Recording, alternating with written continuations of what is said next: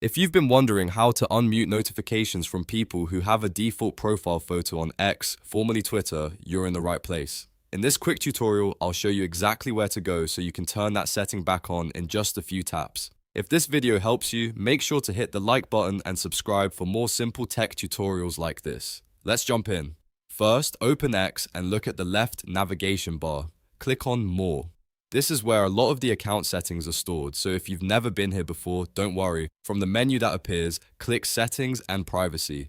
Once you're inside the settings area, you'll want to click Privacy and Safety. This section controls a lot of your content, account, and notification preferences, so we're in the right place now. Next, click Mute and Block. This menu is where X lets you manage different types of muted content and blocked interactions. After that, click Muted Notifications. Here you'll see different notification filters that may be turned on. Look for the option that says Who have a default profile photo.